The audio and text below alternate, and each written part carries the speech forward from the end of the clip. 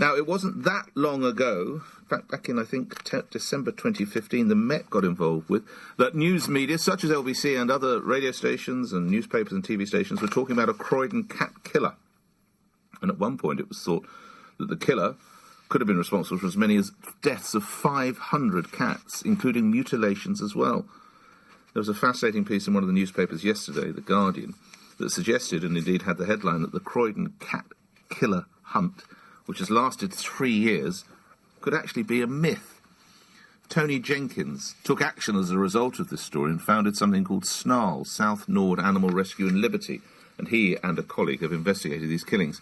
He joins me now. What motivated you and your colleague to set up SNARL? Good morning. Good morning, Nick. Firstly, we set up SNARL as a local rescue about a year before this investigation. We got involved in the investigation because we heard about some local cats being mutilated and obviously concerned about rehoming our cats to an area where we thought someone was hurting cats. Now, initially, the RSPCA blamed the deaths on foxes, and the police didn't seem to get very involved. Is that right? Yeah, that's correct. What changed their approach, Mr. Jenkins?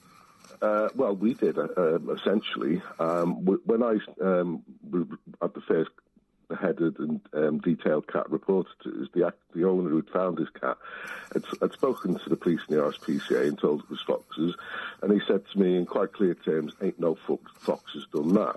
We went and collected the body, and I looked at it and I thought, nah, there wasn't a single wound on the body. That was clean head and tail, cleanly cut off, no blood, no saliva, no nothing else, and it was the way it was placed. What do you mean the way it was placed? Well, it was laid out beside the pavement on its side in a particular way, which, you know, a fox couldn't do that. Anyway, we're not scientists, so we took it to our vet, who's got forensic qualifications. We asked him to carry out a post-mortem, which he did, and he concluded that it had been killed with some form of blunt force trauma and then cut up with a knife. We got a next body, and several bodies. Later, I think it was in January, the RSPCA became involved. They appointed a forensic pathologist at the Royal Veterinary College. 4 of the bodies are vetted. The exam ones were taken to him. In total, he did 22.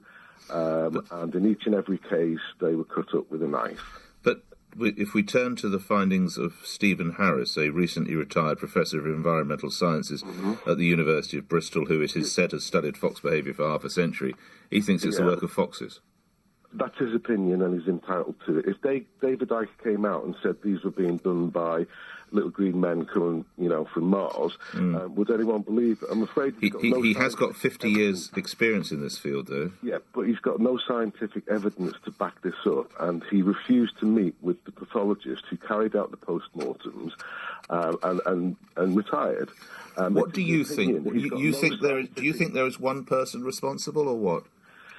I can't say there's one person. What we see is very similar injuries amongst all the animals, which would be some of which are signature, which would be very difficult for someone else to copycat. What we can't rule out is the possibility of a small group of people who've shared notes. The killings that have happened are all doable by one person travelling about. And lastly, you take this desperately seriously. The newspaper reported you keep cat remains in your freezer. Why? Not anymore. But you did at one point. And that was only ever a temporary arrangement because most vets are closed. Body parts. But there's a story that you took the head of a cat to an owner to see if that matched the cat that he'd lost. Yeah, that's true. We collected it. It had been collected by the RSPCA, and I collected it from the RSPCA. And then you drove it to this distraught owner, and he realised it wasn't his cat. Yeah, unfortunately, unfortunately. Yeah, that's like a shop of horrors in your fridge.